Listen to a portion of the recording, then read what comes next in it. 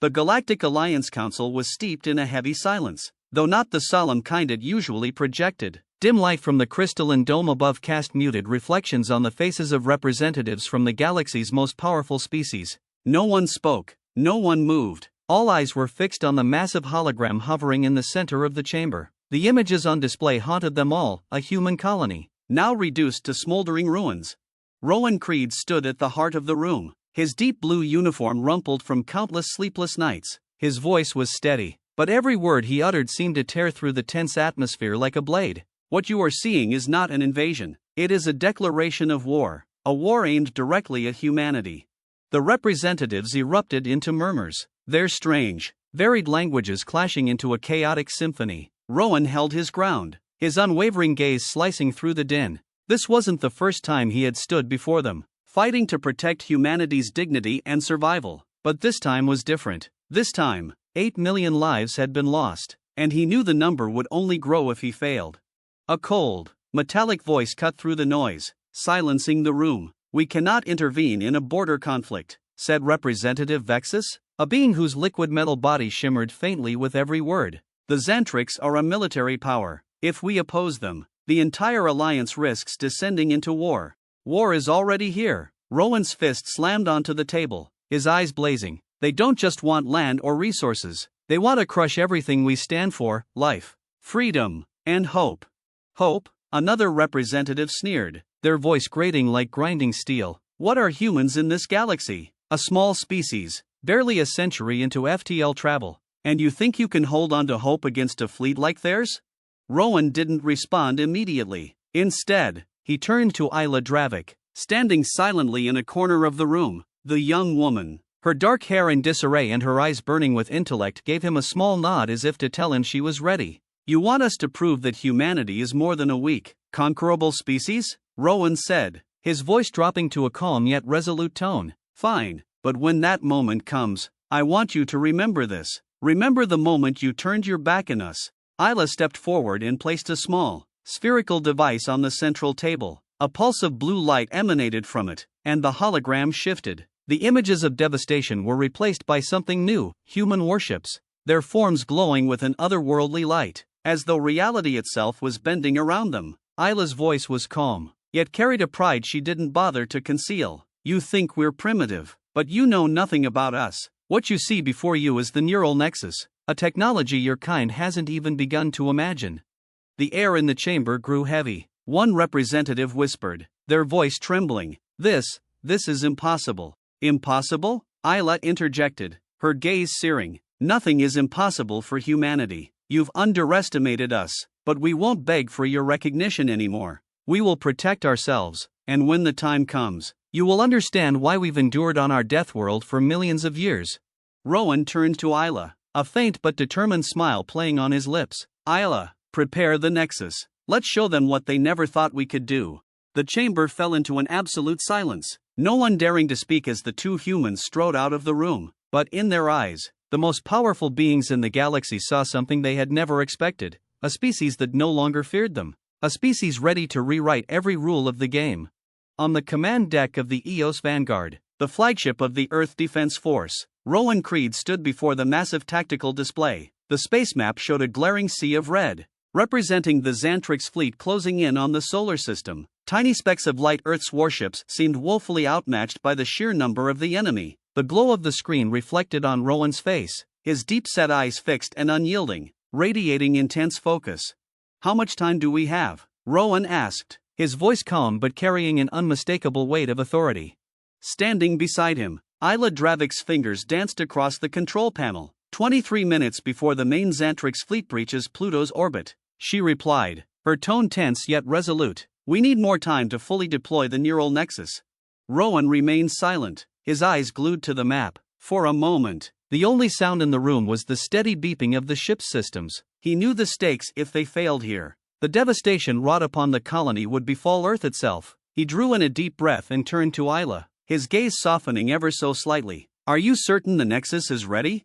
Isla looked up, her eyes shining like distant stars. "Ready or not, we don't have a choice. But, Rowan, once we activate it, there's no going back. Nexus isn't just technology, it rewrites the very fabric of the universe. we won't be able to undo it. Rowan nodded, fully aware of the monumental decision before them. I'm not looking for a way back, Isla. I just need one chance, to save everything. The door behind them hissed open, and a young officer rushed in, his breath ragged. Commander, we've received a signal from the Xantrix fleet. They're requesting direct communication. Rowan turned sharply, his eyes cold and sharp as steel. Put it through, he commanded. The screen flickered, revealing the enormous figure of General Zorak, the Xantrix fleet commander. His obsidian-black scales glinted like polished metal, and his golden eyes bore Rowan with unmasked arrogance. Humans, Zorak rumbled, his voice deep and thunderous. Surrender now and open your gates to our fleet. You have no chance. I promise to spare a small portion of your species as slaves if you know what's good for you. Rowan straightened, unflinching in the face of the threat. Zorak, you and the galaxy have underestimated us for far too long. You've dismissed us as weak, incapable of defending ourselves, but you've forgotten what has kept humanity alive all this time. He stepped closer to the screen, his voice carrying a quiet intensity that cut through the room. We never give up, and today, we'll show you why. Zorak let out a low, grating laugh, a sound like metal grinding against metal. Empty words, you can't make to stand. Rowan said nothing. With a quick gesture, he ordered the officer to cut the connection, then turned to Isla. It's time. Activate the Nexus. Isla inhaled deeply, her hands trembling for only a moment before she steadied herself. Acknowledged, Commander. Her fingers moved swiftly over the console, and within seconds, the ship began to hum with power. The lights on the deck dimmed, replaced by an ethereal blue glow that seemed to pulse with life itself. Outside, Earth's fleet began to transform. The standard metallic hulls of their ships melted away, reshaping themselves into sleek, impossibly smooth forms, as if they were shedding their primitive skins to reveal their true nature. Rowan watched the display with unblinking eyes as the Xantrix fleet charged forward, confident in their dominance until they faltered. The space surrounding their ships began to ripple, as though reality itself were rejecting their presence. The once imposing Xantrix vessels trembled, their movements jerky and erratic. They're encountering distortions, a tactical officer reported, his voice tinged with awe. Their systems are failing, without a single danger. Isla's voice broke through, low but latent with significance. We're not just changing this battle, Rowan, we're changing the way they see the universe. This is a moment history will remember. Rowan nodded, his eyes glowing with unshakable determination. Then make sure they'll never forget. The alarms blared incessantly across the command deck, mingling with the hurried voices of officers reporting critical updates. Rowan Creed stood motionless, his sharp eyes fixed on the tactical display as the red markers symbolizing the Xantrix fleet crept closer. The sparse green lights of humanity's fleet, outnumbered by a staggering margin, held their positions, defiant against the incoming tide of destruction. Isla Dravik, seated at the neural nexus control console, worked tirelessly, her fingers flying across the interface. Beads of sweat dotted her forehead, but her hands never faltered. The nexus is stabilized, she announced, her voice steady though tension radiated from her. All ships are synced. We can begin altering the spatial structure of the battlefield. Rowan didn't glance her way, his gaze unwavering as he addressed her. Do it. Show them what they could never imagine. In the cold void of space, humanity's fleet began to shift, but this wasn't a conventional movement. The ships, once dismissed as primitive, seemed to dissolve into the fabric of reality itself, leaving behind shimmering trails of light. When the Xantrix ships entered the altered zone, space around them began to warp. Ships trembled violently, their hulls distorted, and their systems failed without a single human weapon firing. What are they doing to us? A panicked voice crackled over a Xantrix transmission intercepted by the Nexus. We can't feel reality. Space itself is breaking apart. On the command deck, Isla glanced up at the screen, her expression a mix of determination and dread. Rowan, they're attempting a countermeasure. The Xantrix are recalibrating their energy frequencies to escape Nexus control. If they succeed, we'll lose the advantage. Rowan frowned, his voice dropping into a low, firm tone. How much time do we have? Isla hesitated, her eyes scanning the controls as her jaw tightened. Not enough, she admitted, her voice softening with a grim edge. Unless I can override the Nexus and establish a direct neural connection. Rowan turned to her sharply, his gaze filled with concern. You mean using your nervous system to interface with the Nexus?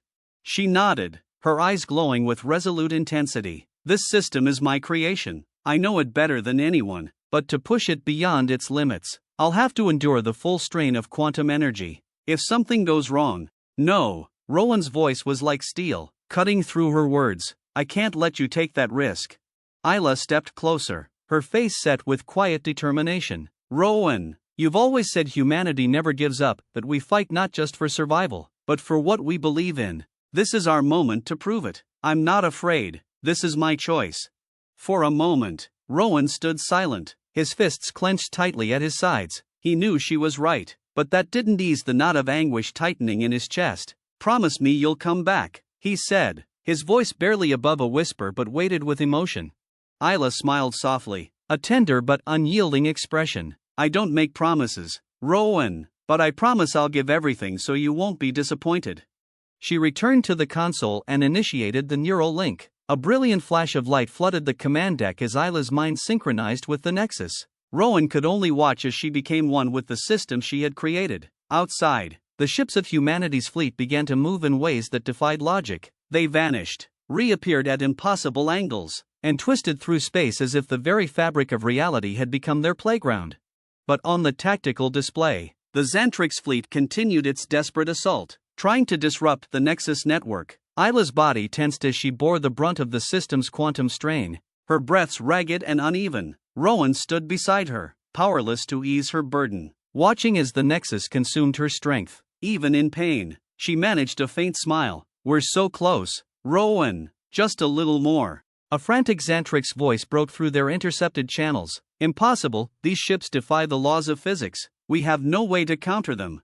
Rowan's eyes locked onto the screen as the Xantrix fleet began to crumble. The once mighty vessels were torn apart by the very space around them, leaving behind only a chilling silence. He tightened his fists, his gaze filled with grim determination, but when his eyes fell on Isla, worry flooded back. "Isla, it's over. Shut it down," he shouted. She opened her eyes, her face pale but radiating quiet pride. "We did it, Rowan. Protect the stream, for me." The light around her dimmed abruptly, and Isla collapsed, leaving behind a void no one could ever fill. Rowan clenched his hands, drawing a deep breath to steady himself. He raised his head to the screen, which now displayed the aftermath of humanity's triumph. Amidst the hollow victory, a silent vow echoed in his mind: "You gave everything so we could survive. I won't let your sacrifice be in vain." The glow of the neural nexus lingered faintly in the void, like dying stars refusing to fade completely. Rowan Creed stood motionless beside Isla Dravik's command chair, where the young woman lay unmoving, her breaths faint and fragile as a whisper. He couldn't afford to hesitate. Out in space, the Xantrix fleet still had considerable strength, and it seemed they had discovered a way to partially counteract the Nexus's quantum effects. They were regrouping, preparing for one final, decisive assault. "Rowan, we have a problem," a junior officer called from behind him, their voice taut with urgency. "A section of the Nexus network has been disrupted. We've lost the signal from Ship 14. Rowan turned sharply, his eyes ablaze with determination. "What's the status of our fleet?" "We still control the combat zone, sir," the officer reported. "But if we lose any more connection nodes, the entire Nexus system could collapse." "They're focusing their fire on a critical weak point in the network." Rowan's gaze snapped to the tactical display, zeroing in on the enemy's movements. The Xantrix ships, like predators closing in on their prey, were concentrating their assault on a single, vulnerable area, the weakest link in the Nexus's structure. If they breached it, everything would unravel. He stepped toward the control interface, his expression hardening with resolve. "Plug me into the system," he commanded. "But Commander," the officer's protest was laced with fear. The neural nexus required perfect synchronization between the human mind and advanced quantum systems, and untrained operators faced catastrophic risks. Rowan cut him off, his voice like tempered steel. "We don't have time for debates. Isla gave everything to bring us this far. I won't let her sacrifice be in vain." He placed his hands on the interface, and a jolt of freezing energy surged through his body as the nexus synchronized with his mind. The command deck blurred and faded away, replaced by a radiant lattice of quantum energy streams twisting and converging. Rowan could feel every ship, every node of the nexus down to the tiniest flicker of light, but the immense pressure bore down on him like a crashing wave. "Commander, can you hear us?" A voice echoed faintly in his mind, distant and distorted. as though calling from another dimension. Rowan nodded. Even though they couldn't see him, "I've got it under control. Give me a status update." "They're concentrating all firepower on the western connection node," the officer responded. "If they break through, the nexus will destabilize, and the system will collapse." Rowan immersed his mind into the currents of the nexus, navigating the intricate web of connections. He saw the western node, its energy dimming as relentless Xantrix fire pounded against it. The quantum threads around it flickered, on the brink of extinguishing. "We need to hold that node at all costs," he said, his voice echoing through the nexus network. "Redirect the fleet, all available ships to the western sector. I'll reinforce the node myself." The tension within the network escalated as Rowan focused his entire will on stabilizing the weakening connection. Each second felt like an eternity, the pressure in his mind mounting with every moment. But he refused to falter. Isla had held this system together, and now he would do the same. A voice, soft and achingly familiar, broke through the storm of his thoughts. "Rowan, you're doing well." He froze, his heart lurching. It was Isla's voice. "Isla?" he whispered, caught between pain and elation. "Where are you?" "I'm not here anymore," her voice murmured, as gentle as a breeze. "But part of me remains within the nexus." "You're not alone." Her words ignited a fire within him, banishing the weight of doubt. Rowan summoned every ounce of strength left in him, directing it into the nexus to stabilize the failing node. The ships of Earth's fleet moved with renewed purpose, their trajectories sharp and fluid as they encircled the Xantrix forces. Supported by the nexus, they danced like streaks of light, systematically dismantling the enemy. At last, a brilliant explosion erupted on the tactical display as the Xantrix fleet collapsed under the onslaught. The remaining enemy ships scattered, retreating into the depths of space, leaving behind a battlefield that now lay silent. Rowan's eyes fluttered open, and he staggered back, feeling as though his very essence had been drained. The command deck returned to focus around him, but he could sense the absence of something or someone. Isla, she was gone, yet her presence lingered, intertwined with the nexus and the dream she had given her life to protect. He straightened, his gaze lifting to the display, where Earth hung serenely amidst the void, a vibrant, fragile blue jewel. His voice, quiet yet resolute, broke the silence. "We've won," he said, his words heavy with emotion, "and we will continue to endure, not because we are strong, but because we never give up." Earth rotated slowly on the tactical display, a shimmering blue jewel suspended in the infinite black void of space. The flickering lights of humanity's fleet orbited silently, the ships bearing the scars of battle yet standing motionless in an eerie calm. Within the command deck of the Eos Vanguard, Rowan Creed sat in the captain's chair, his eyes fixed on the view ahead. His body felt heavy with exhaustion, but within his gaze burned a fire that refused to be extinguished. Today, humanity has etched its name into the annals of galactic history. An officer approached, their voice soft but firm. "Commander, the Galactic Council is requesting urgent communication. They want to discuss our role after the battle." Rowan allowed himself a faint smile, a blend of weariness and quiet triumph. Rising slowly, he moved with deliberate purpose, as though each step carried the weight of their hard-fought victory. "Patch them through," he said, his voice low but commanding. The holographic display lit up, revealing the council chamber. The most powerful representatives of the galaxy now appeared markedly different from their former selves. Gone was their arrogance, replaced by silence and solemnity. Their eyes remained fixed on Rowan, studying him as though he were a being beyond comprehension. Representative Vexus, who had once mocked humanity with disdain, was the first to speak. This time, his voice carried no trace of superiority, only cautious respect. "Commander Carter, on behalf of the Galactic Council, I extend our deepest gratitude for the extraordinary courage and strength humanity has shown today. You have saved not only Earth but also the stability of the entire galaxy." Rowan didn't respond immediately. He stood in silence for a long moment, letting Vexus's words hang in the air. Then, stepping forward, he fixed his unwavering gaze on the council. His voice, clear and resolute, filled the chamber. "Counselors, we didn't fight today for recognition or to prove a point. We fought because it was what had to be done, for the lives of billions, for a future we will never stop believing in, and because no one has the right to take that away from us." Another silence fell, but this one was not born of doubt or condescension. It was steeped in reverence. Rowan continued, his tone carrying a determination that none dared challenge.